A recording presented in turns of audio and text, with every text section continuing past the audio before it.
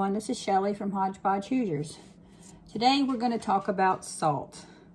This is all the salt that I have in my pantry. They all have a different purpose for me, and I thought I would tell you why I use different kinds. First off, I had bought up a whole bunch of this, and I'm still trying to get through it. But as everyone knows, our body needs iodine. Now, using too much iodine can cause thyroid problems or fluid buildup in your body. So you want to use it in moderation. So we keep this in our salt shakers. So if for some reason we want to add anything to, like, you know, sprinkle some on our green beans or something for supper, I've got this. But that's about the only time it gets used. I don't use it for canning. I mean, I have years ago I did when I didn't know any better really, but you're not supposed to use this for canning because it's just not recommended because it causes darkening or discoloration or spotting in the stuff you're preserving in your jars. It says not recommended. It don't say you can't. I mean, it's still going to be all right, but it's not an anti-caking salt. So you could have problems with cloudiness mainly in your jars. That's what I always had. Now, the one that I love the most is pink Himalayan salt. I cook with this a lot. Most of my everyday cooking is used with pink Himalayan salt. Pink Himalayan salt is healthy all around. It contains detoxifying properties. It helps remove toxins from your skin. Let me see, what else does it have? I've got a paper here. I'm trying to find where it said. It contains trace amounts of iron, so that's good for your bloodstream.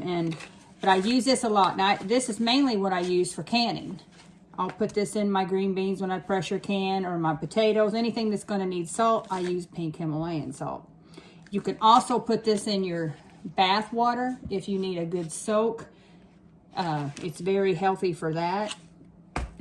Now, sea salt, I use the fine sea salt for baking and stuff because, you know, this is colored. It's got color stuff in it. So if you're making a white cake or a loaf of homemade bread or something, you know, some people look, well, what's them specks in the bread?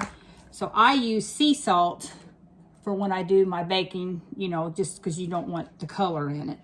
Now, sea salt is an all-natural as well. Now, it has quite a few things in it. Sea salt contains sodium, magnesium, potassium, and calcium, and that all goes towards your better health.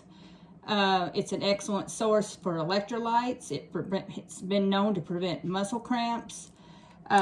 Sea salt's just a good one to have. Like I said, I use this for my baking, so that's why I have the fine. Now, here is the coarse, and then this is also coarse kosher salt. These get used when I make homemade pretzels and you want to sprinkle the coarse pretzel salt on top. My hamburger buns, I will sprinkle this on top too, just to give it a little bit of saltiness on top. Another thing you can do is like when you're making candies, like turtles, sea salt goes great on top of turtles to cut the sweetness.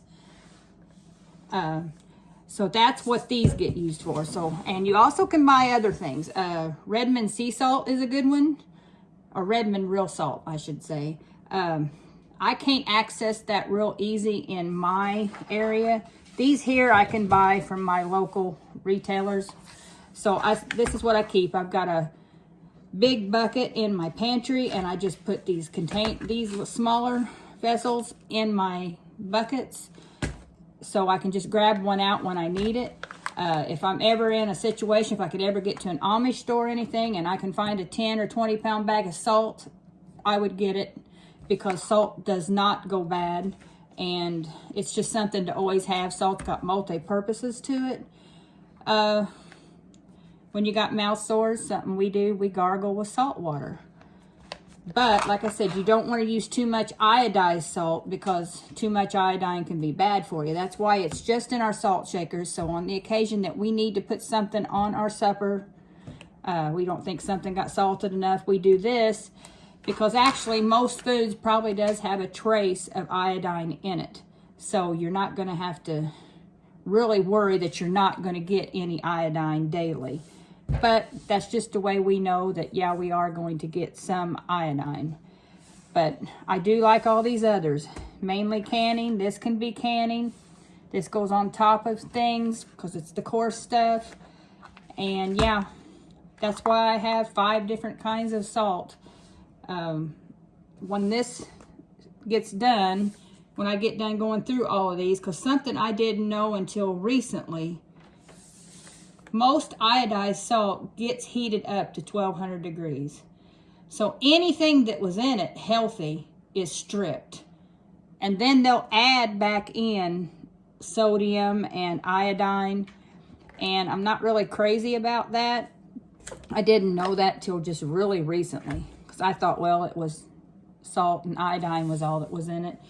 Which it is. But they strip anything healthy out of the salt when they get it. So there is other options. I mean, you can get an iodized, more natural salt. You can get an iodized sea salt. Morton makes an iodized sea salt. So I might try that and get that built up into my pantry. So anyway, I just thought I'd share that with you. That's just what I like to use. If anybody else has got any better options that they know of, leave me a comment because I am open to trying all different things for healthier living. So I think that's it for now. If you like content like this, I'm trying to put healthy tips on our channel. Give me a big thumbs up, a subscribe. But the most thing you can do is share our videos. So until next time, this is Shelly from Hodgepodge Hoosiers. Bye for now.